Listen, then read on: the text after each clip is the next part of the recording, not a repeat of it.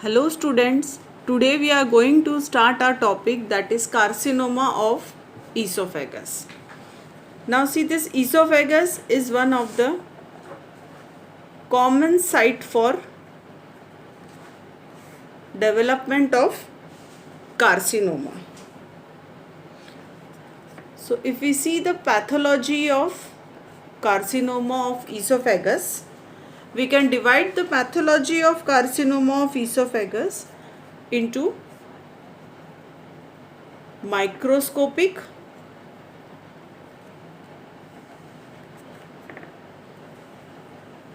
see this is the esophagus, below is the stomach. So clinically actually esophagus is divided into upper two-third. This upper two-third portion is squamous cell, whereas if you see the lower one-third of esophagus, this is covered by columnar cells. So upper two-third of esophagus is covered by squamous cell. So malignancy occurring in this area is squamous cell carcinoma. Whereas in case of lower one-third, this is adenocarcinoma, because this is arising from the columnar cells. These are the secreting cells, and malignancy arising from columnar cells or secreting cells, it is called as adenocarcinoma. So in upper two-third you get squamous cell carcinoma, whereas in lower one-third you get columnar cell carcinoma. But at times in lower one-third of esophagus there can occur squamous cell carcinoma. Usually in case of reflux esophagitis, corrosive esophagitis, the acid in the stomach is coming up into the esophagus, and due to this repeated injury to the epithelium, this is the columnar epithelium, so there is repeated injury to this epithelium, and this columnar epithelium, because of metaplasia, it changes into squamous epithelium. So now this columnar epithelium has changed into squamous epithelium, and this condition is called as Barrett's esophagus. So what is happening here? The columnar cells have changed into squamous cells because of metaplasia, and this condition is known as Barrett's esophagus. This Barrett's esophagus or Barrett's esophagitis, this is a non-malignant condition, but later on if irritation persists, this can change into squamous cell carcinoma. So this Barrett's esophagus is a benign condition, or you can say it is a non-malignant condition, but if this injury persists, then this can change into malignancy. Now coming on to sites of carcinoma of esophagus. So according to the three constrictions of esophagus, if you see the three constrictions of esophagus, so according to that 17%, 50% and remaining 33%. So these are the sites of malignancy or percentage of malignancy. So 17%, 50% and 33%. Now coming on to macroscopic types.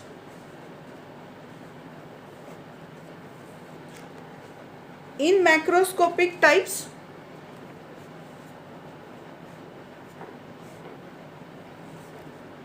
number one is annular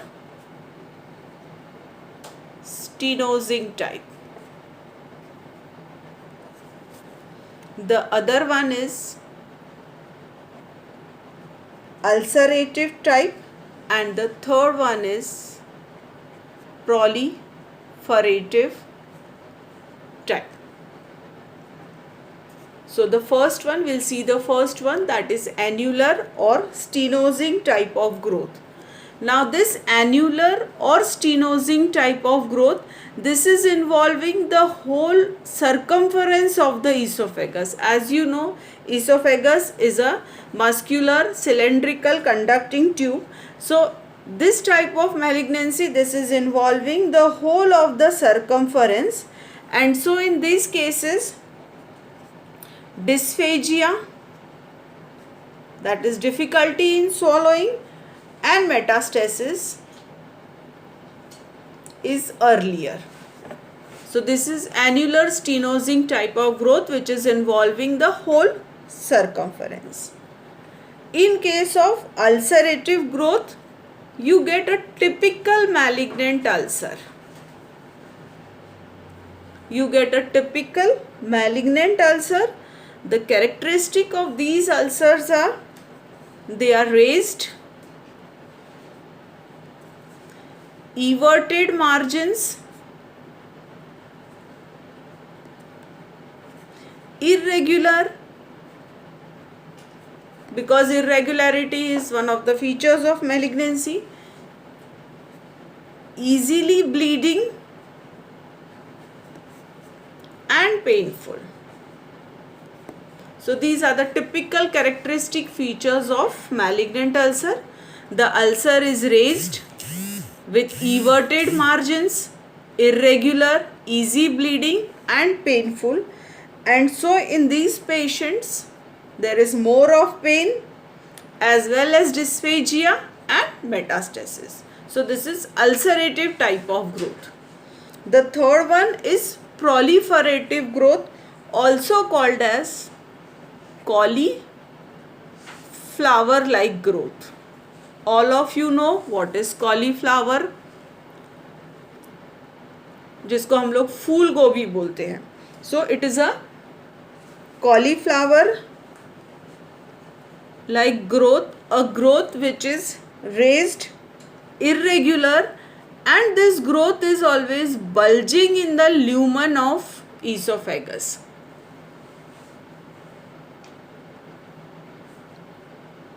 And in this case, there is more of obstruction or earlier obstruction, a growth which is bulging in the lumen of esophagus. So these are the three types: annular stenosing, ulcerative, and proliferative or cauliflower like growth. Now coming on to clinical presentation of carcinoma of esophagus. This condition is more common in males. The usual age group which is affected is 45 to 70 years of age, and the leading symptom is dysphagia. This is a leading symptom of carcinoma of esophagus, dysphagia, which is progressive in nature, first with solids and then with liquids. यहाँ पे dysphagia जो रहेगा पहले solid चीज़ों के लिए रहेगा, solid चीज़ें गले में अटकती है, and typically the patient will indicate the site और the level where the food is held. वो उंगली रख के बताता है, अपने गले के ऊपर उंगली रख के बताता है कि मेरा खाना इस जगह पे अटक रहा है. So this is a typical feature in case of carcinoma of oesophagus. और पेशेंट हमेशा बोलता है कि खाना खाने के बाद जब खाना अटकता है तो मुझे पानी पीना पड़ता है, पानी पी के वो खाना नीचे जाता है. So this is a typical presentation, dysphagia first with solids and then with liquids. Then there is regurgitation of food.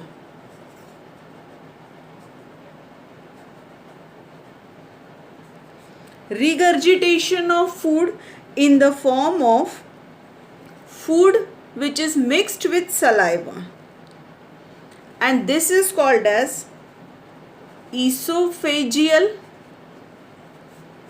pseudo vomiting. Esophageal pseudo vomiting.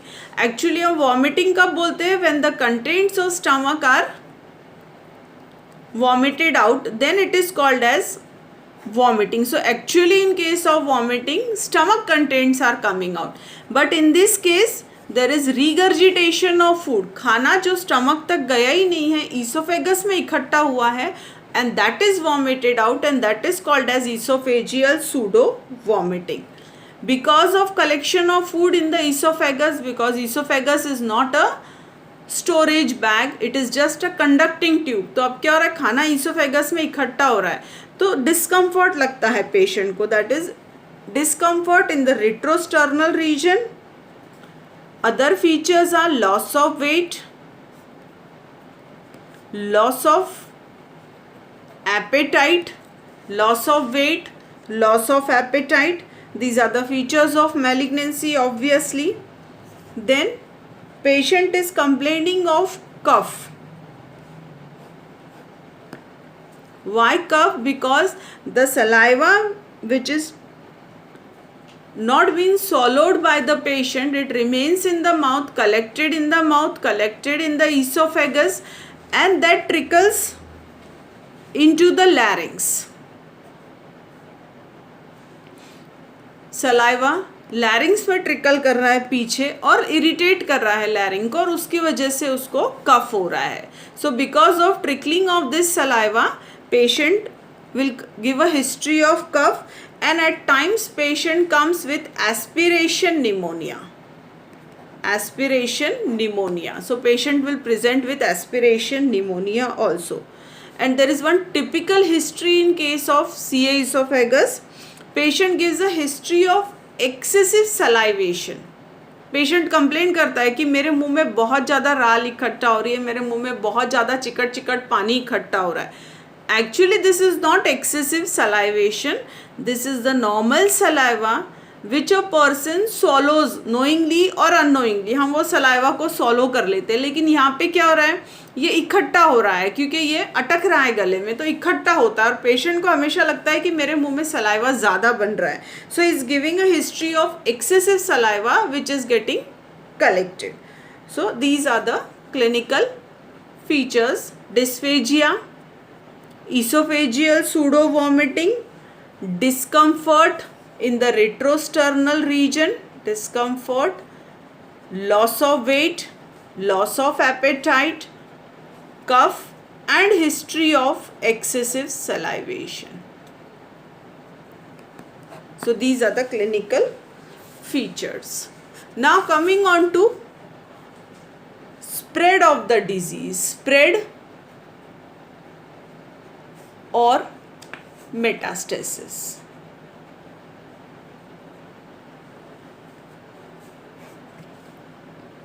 So coming on to the first one, that is direct spread.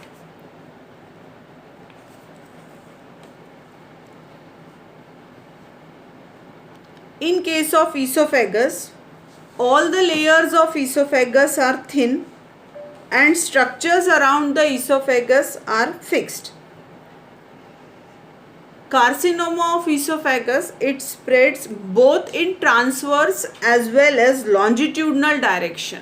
दोनों direction में spread होता है ये, transverse direction में as well as longitudinal direction. So it spreads in both directions, and firstly it will erode the layers of esophagus, and then important structures of the neck and the posterior mediastinum.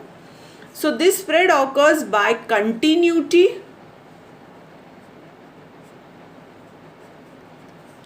and second is contiguity.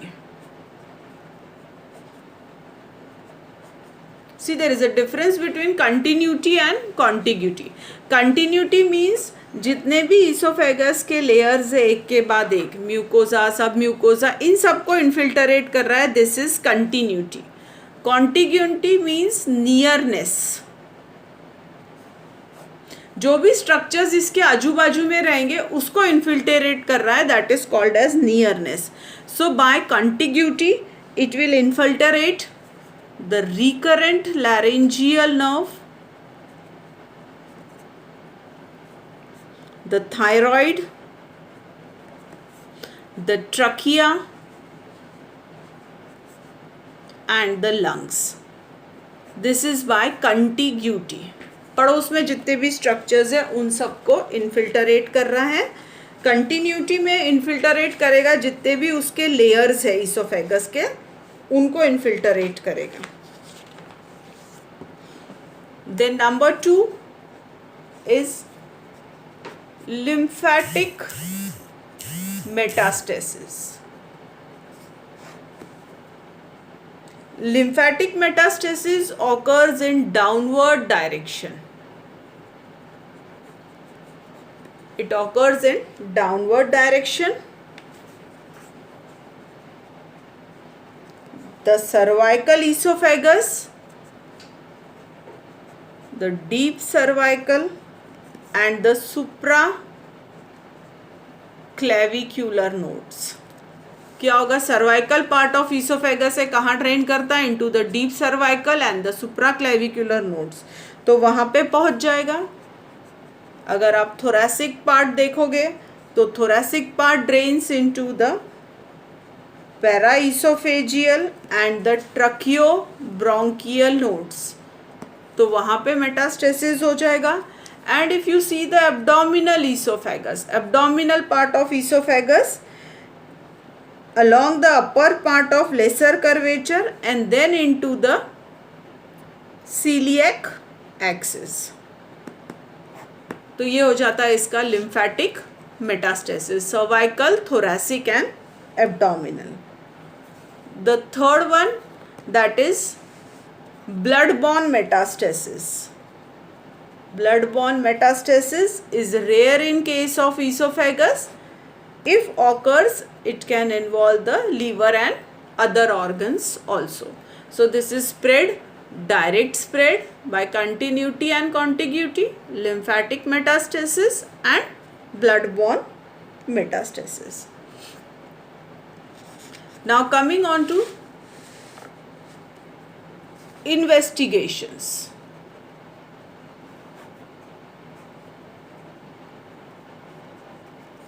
What are the different investigations that can be done in case of CA esophagus? Number 1 is barium swallow. In case of barium swallow, you will get a rat tail deformity. Rat tail deformity. This is a typical finding in case of CA esophagus, that is rat tail deformity. Second is esophagoscopy. In case of esophagoscopy, a fibro-optic scope is passed into the esophagus and you can visualize the interior of the esophagus. And the important thing is that you can take a biopsy also. उसी scope के अंदर एक biopsy forcep attach रहता है and by that biopsy forcep you can take a piece of the growth. So this is one of the important diagnostic investigation जिससे कि आपका diagnosis confirm हो सकता है. Then you can go for bronchoscopy.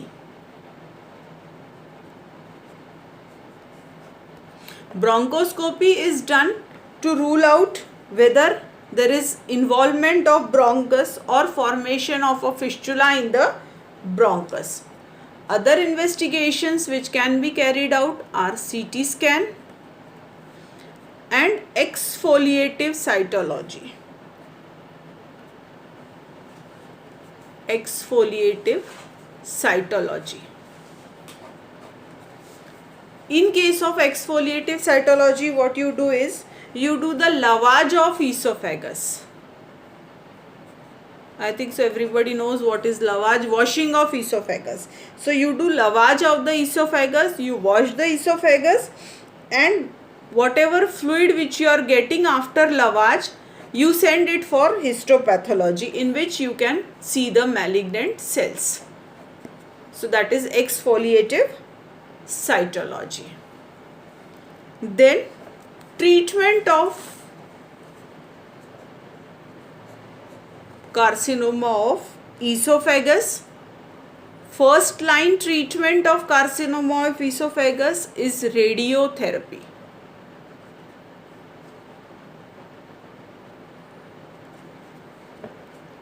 Second line of treatment is surgery. And third line of treatment is chemotherapy. First line treatment is radiotherapy, second line treatment is surgery, and third line treatment is chemotherapy. If you see the prognosis of carcinoma of esophagus, this is having a poor prognosis. It's not having a good or a better prognosis, but it is having a poor prognosis.